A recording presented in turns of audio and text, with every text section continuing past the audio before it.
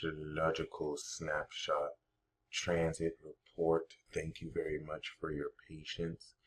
Um, we are, of course, going to be looking into your snapshot report for Mercury and, of course, Venus. And this is definitely going to really influence, I think, a very powerful element of the unconscious habits and beliefs around what you're worth. This is a very legendary aspect. Even seeing the queen of all goddesses, Juno, 29 degrees and 58 minutes. That's like the max. So every degree has 60 minutes or 59 minutes. 29 is the highest degree, 59 is the highest minute. So like 29, 58, it's like the right before the max quality. And you have this near your north node. So this focuses a lot of your destiny path towards this transcendence of your own awareness of everything you're worth. This is compounded even more by seeing, Zeus, Hera's husband, the king of the gods, and then the Titan king, the kingmaker Saturn, near your rising, and then the god of war and the lord of the underworld on your soul. Jesus Christ, you did not come here to play around. That is ridiculous. So, wow. Yeah, you have extreme soul power that you manifest. This is like being able to say you have superpowers. Cause like we all have abilities in a general sense, but some people actually have canonized superpowers. Like it's canon. It's part of like an actual plot narrative. And you are one such of those beings, specifically the naturally mastered being, the Virgo rising. There's four beings: the ascended being, Sag, the enlightened being, Gemini, the divine being, Pisces, and the mastered being, Virgo. All right. If you ask me, Virgo's the realest. So that's really beautiful because you carry the vibe. Ariana Grande has a sun and moon, but just not this potency with the alien stuff. You are classic sincerity, the artistic priestess. But the reason why this is important is the X-ray vision with which you can discern psychoanalytically aspects of people's character is a point of social value that you innately manifest and can take action off of. All right. It's like having a soul gun that just strikes and cuts to the depths of someone's psychological makeup, especially seeing Uranus in the third. Oh, you're a genius. This is child prodigy energy. Uranus in the third house. Especially when it comes to psychoanalysis and how even as a kid, like you would be able to discern deeply psychological aspects of people and make it look like you weren't even doing much. So to even have this element of wisdom at such a young age, I can only imagine how you've developed it now that Uranus, congratulations, has made it a full 180 degrees, which I'm starting to learn as I get older. The Uranus opposition, I think, is one of the most badass and important completions of an opposition you can make, especially from where you have it, because relatively to the unconventional element of Uranus in your third, that is literally here to innovate learning channels for society around you. You are here to innovate the process of learning, and you apply this natural healing to now ground how much more effectively you teach what you learn. You use healing to actually help people learn more about themselves, more about their psyche, more about their body language and other stuff. So these two aspects are going to be squaring the Leo. So it's very important we look at this. We have to kind of factor in the fact that Uranus, that since you were born, has integrated mastery through Aquarius in the late 90s and now has completed here in Taurus. You are, whoa, that is, wow. No, like I wish people understood how like masterful that is, because there is the opposition in a sense, and then there's your opposition next to the bars of fortune. Oh my God, like This is grounding an intangible sense of genius wisdom you've been growing since birth, which speaks to the very unconventional nature of your own emotional intelligence that you can now, at a much more advanced, unconventional nature, manifest physically at will. So it's like Uranus in the third house that you have in Scorpio is your whole life learning different abilities about how you can notice things about people, right? It's like this gives you just this innate understanding of, oh yeah, the reason why that person's twitching nervously is because they just killed somebody and they're afraid of getting caught. And people are like, what? How can you just glean that from just that? But you're right. You know what I mean? Like just very uncanny, detective insight. And now, and I'm sorry that's not the best example, but by the time this is in Taurus, now you can spot it out instantly.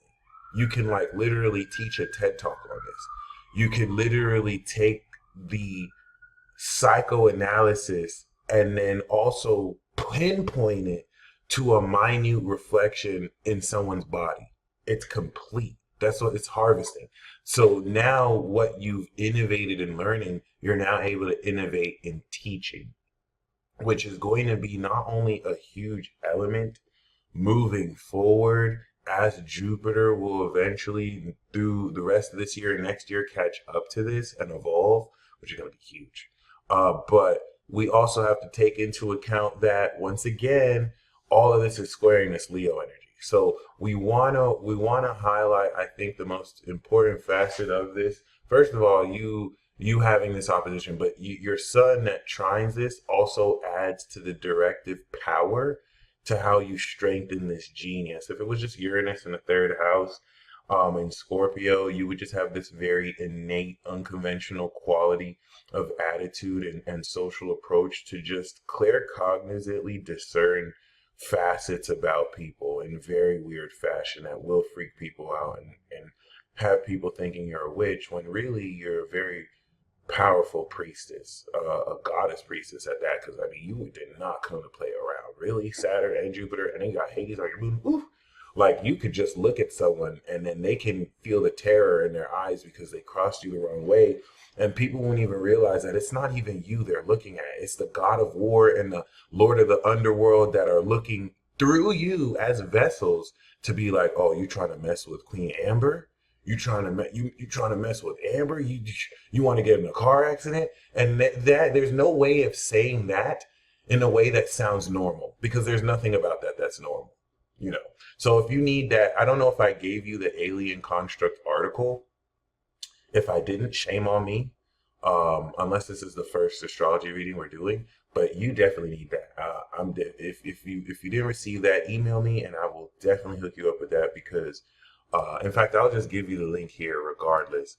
But yeah, you definitely got it like that. And these things really make a difference. Like I've learned that these things are really, really significant because they definitely go a long way towards really consciously influencing the makeup of any individual and how powerfully, like especially with Pluto on the moon, you can directly sense negativity. So like if someone is taking an action to you in a social context and there's any ulterior motive, there's any negativity around just the action itself, boom, you've already discerned it. You may not even know why you feel that way, but you know what's up. Okay, and that can be terrifying for people who don't know that you're not entirely human.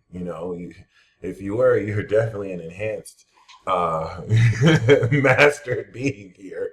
I mean, even with Saturn on the rising, you have some kind of chronokinetic ability to slow down time relative to how you maneuver your own body. And the coolest thing about that is that just like Uranus is opposite your Uranus, Saturn is getting ready to be opposite your Saturn. So this Saturn completion is enabling you to harness the supernatural effects of such time manipulation ability through your belief in other people and how their energy and their being and their presence is completed by yours, but also the karmic lessons that you learn through raising the standards of partnerships, going through a divorce, marriage, business partnership, while Saturn does transit 1/7. Of course, ninth house to your Cancer Sun. transcending the philosophy around who you believe you should be with in this life. Okay, now that we've got that settled, one thing I love about the 80s generation is that Uranus and Scorpio opposite Chiron and Taurus. Every time I've met most people of this stature, you all somehow do massage therapy, you all somehow know how to do Reiki, and I don't think it's a coincidence because Chiron is natural healing, and Chiron and Taurus is natural healing, and Uranus and Scorpio is this claircognizant wisdom of exactly where to touch somebody to apply said grounded healing. So this is something that as Chiron will over the next decade return in your chart.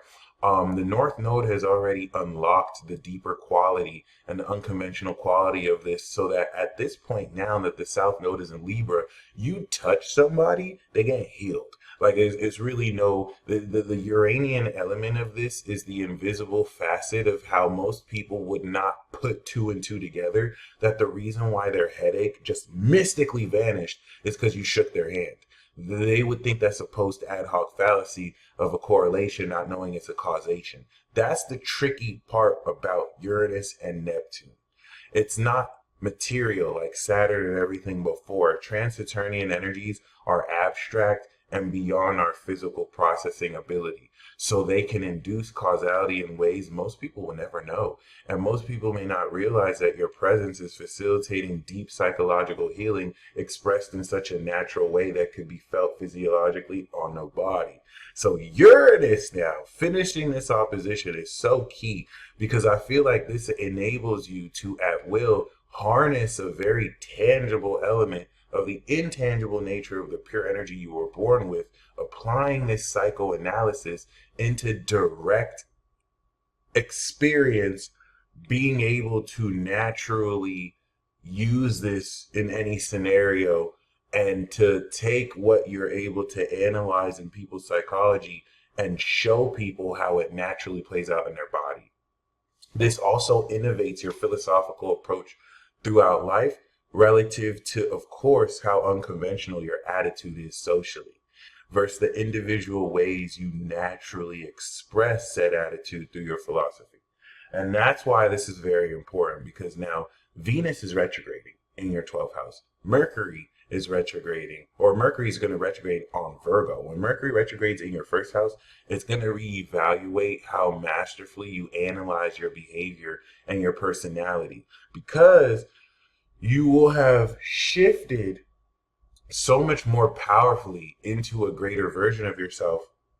The way you carry yourself in light of a deeper evolution of your abilities will enable you to like wear new clothes and feel more comfortable in your own skin.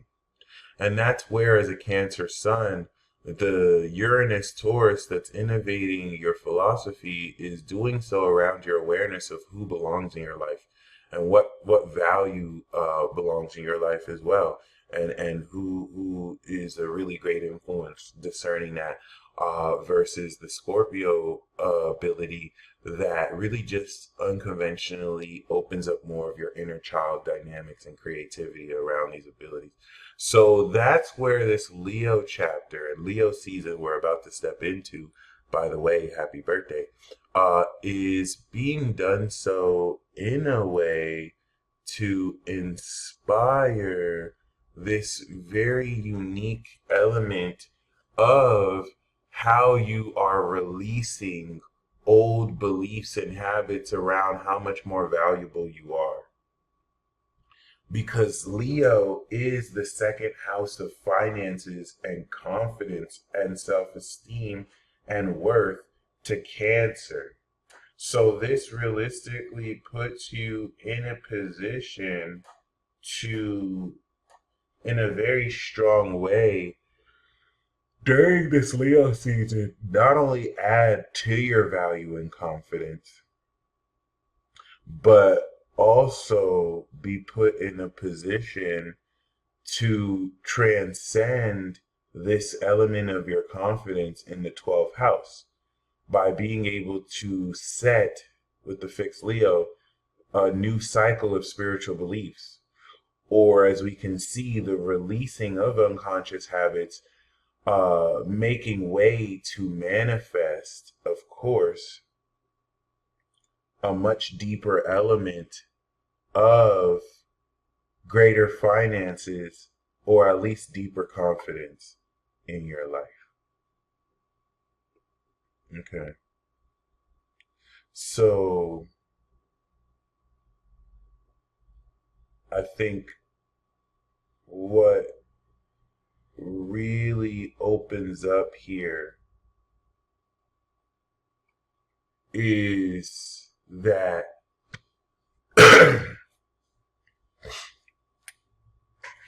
with the North Node you have natally and Juno, this activation of the glow up period when the sun enters Leo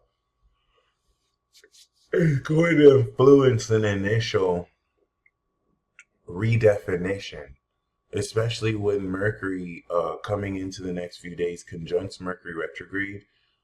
This is going to happen right next to your Juno and in between the nodes. So it's going to really focus a lot on, in light of, recent evolutions and expansions, now that Jupiter is in your ninth house and Saturn is transiting to your seventh.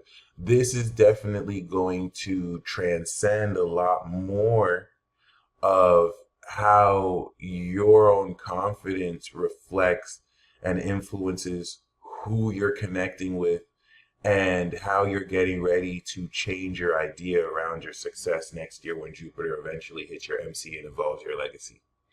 So it's very important because this is really, really wrapping up and bringing on to a final understanding of how you're getting ready to shift your belief in your own personality and analysis of yourself. And this is going to really expose a lot of doubt and sabotage that can get in the way of truly feeling how amazing you are, or at least really showing how you've overcome that. And this is where now with the South Node in Libra, it's using your soul value, your soul power as a resource to take that soul power and invest in the right individuals that point you into a higher direction of your awareness of your career. And this, of course, is going to transform through this nodal transit through those boundaries. But the trine to your 12th house is going to dive you deeper into this deeper hidden understanding of how your beliefs form all this. And thankfully, you have the light grand fire trine with Neptune to add a bit more intuitive insight that might be hidden, but as a critic will help unveil this. So Venus and Mercury's relationship to your Uranian T-square is now what's adding this super unconventional quality to the genius ways that you actually show and teach this element of psychoanalysis on people's body language and apply healing to it. The 12th house is now going to take this unconventional eccentricity or eccentric quality through others or with yourself. And this is what's going to add more unexpected events through this period that challenge you to release any fears around what you feel you're not able to communicate, any misunderstandings that undermine your worth and value. And given the Uranian square with Jupiter in Taurus, I think this can account for unexpected windfalls of income as well. If at the very least to allude to methods and avenues to secure more wealth through these realizations, especially when we take into account the grounded expansion of Taurus that will be expanding your philosophical approach and values that, of course, are a foundation for your awareness of who you consider real friends. These beliefs around who's in your corner and really feeling or sensing more quality. Expanding here is going to expand the quality of what you believe you're worth and how those influences will be willing to invest in what you're worth, especially as this comes back down to November And by November, we complete the conjunction that started in Aries in your eighth house. This definitely will go a long way, especially as we take into account the quality of why elements of your own psyche have been challenged to really harp home on this destiny lesson of manifesting the value of these social beliefs, using the advanced nature of your own lifestyle, South Node Aquarius, as a resource to help others find the spiritual path that they love and have the courage to embark on, which requires knowledge of one's behavior and routine for them to take this venture into the heart. All right, so the goddess assists you in this destiny path, but I feel like you are taking this destiny path as a guide, right? As this priestess who's here to guide others here. I don't think this is for you. In a sense, it can be, but I don't think you're out here trying to find, your heart's path. I think you are, but I think you're doing so to help others find that too, so that you can take what you've really discovered and hook other people up in this fashion. Because I noticed that North Node 12 housers, they don't really live for them. Like, it's interesting. I feel like people with North Node in the 12 don't even have karma. Like, you do have karma, but look, you embody karma. It would make sense that you, who is an instrument of karma, wouldn't really have karma because, like, you kind of surrendered and sacrificed your, ego to pretty much assist other people. So it's a kind of, and it makes sense being a vessel alien. This doesn't have to be right if you don't identify with this, but like an archetype like this makes more sense that maybe you came here to assist. Doesn't have to be fully humanity, although we do see with the South Node in Aquarius, you literally come from the ancient future. So you're clearly not really from here. You come from the ancient future. So, like, you know what I mean? There's all this knowledge you came, I feel, to assist either a group of humanity, a specific few people, or maybe all of humanity. It's cool to see Venus on your MC. So that sextile that's going to be made to Leo is going to strengthen the nature of the intellect of your heart. Because Venus in Gemini knows how to speak beautifully, but the courage here in Leo will influence how much more boldly you communicate it because you're releasing doubt around what you're worth relative to you producing actual proof around these completions of how much you're influencing and impacting people for the better and how much these insights that you have value in are legitimately transforming the direction of people's lives and putting them in more powerful positions to really own up a lot of this power. Mercury's transit here is really just going to, further on the return you had in Cancer and communicate and process how you release most of this doubt by, of course, expressing more courageously elements of your own hidden beliefs.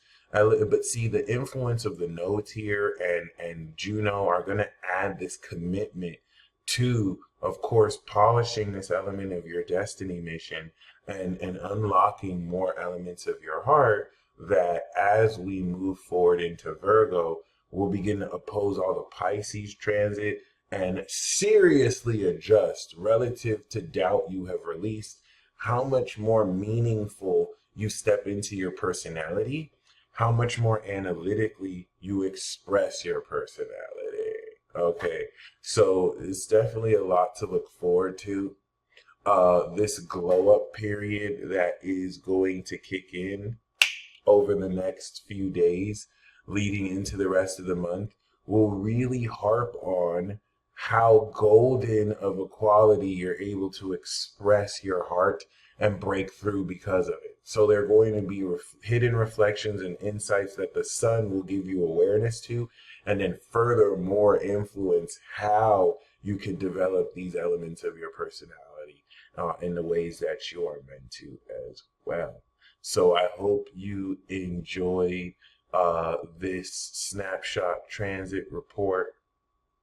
The trine that Venus retrograde and direct will be making to Neptune coming into August, and then later after that, is definitely going to influence a lot how you will be experiencing powerful synchronicities that align you with the context of how other people you're dealing with fit in the picture of where you're taking your life and destiny. And you will be probably the only one who makes sense of this. And remember, the very unconventional ways you can psychoanalyze experiences in others will now, in its completion, enhance how much more valuable you know yourself to be, because this isn't necessarily an activity of your psyche that happens unconsciously. You're able to control this more at will. And that's what's really going to go a long way towards feeling that strength in Leo as it aspects this to fix and strengthen the quality of this element of your own abilities. All right.